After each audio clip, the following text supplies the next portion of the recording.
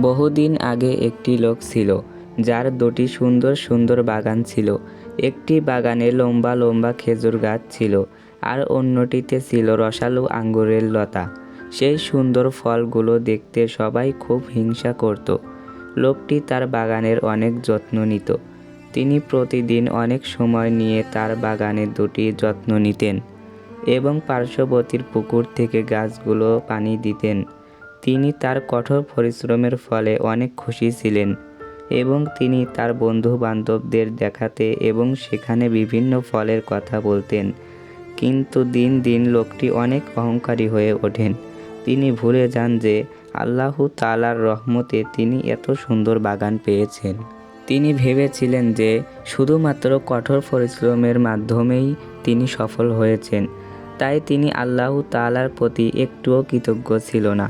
তারপর একদিন যখন তিনি বাগানের পাশ দিয়ে হেঁটে যাচ্ছিলেন, হঠাৎ তিনি একটা আওয়াজ শুনতে পান, যা তাকে মনে করিয়ে দেয় তার এই সমস্ত সম্পদ আল্লাহ তাআলার কাছ থেকে উপহার মাত্র। লোকটি চমকে ওঠেন, কিন্তু তিনি এই কণ্ঠর স্বর এড়িয়ে যান।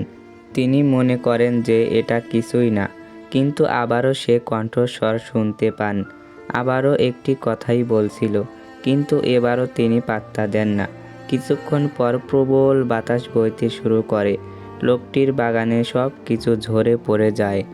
কিছুক্ষণের মধ্যেই সব কিছু ধ্বংস হয়ে যায়। এরপর যা কিছু অবশিষ্ট ছিল তা ছিল শূন্য বাগান। এরপর তিনি অনেক কষ্ট পান এবং বুঝতে পারে সব ঘটেছে তার অহংকারী হয়ে ওঠার কারণে এবং আল্লাহ তাআলার রহমত সম্পর্কে ভুলে যাওয়ার কারণে।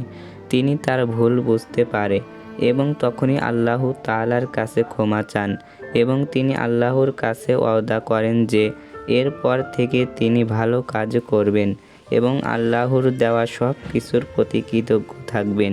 সেই থেকে লোকটি অনেক ভালো মুসলিম হয়ে যান এবং আল্লাহ তাআলার আদেশ নির্দেশ মেনে চলা শুরু করে। তার বাগান থেকে উপার্জিত কিছু অবশিষ্ট কিছু টাকা তার কাছে জমা ছিল। সেগুলো দিয়ে তিনি তার এলাকায় একটি মসজিদ এবং একটি স্কুল তৈরি করে দেন।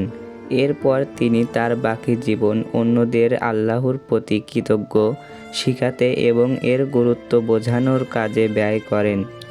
ইবনে কাসিরে এই গল্পটি আমাদের শিখায়, আমাদের যা কিছু আছে সব কিছু আল্লাহর দান।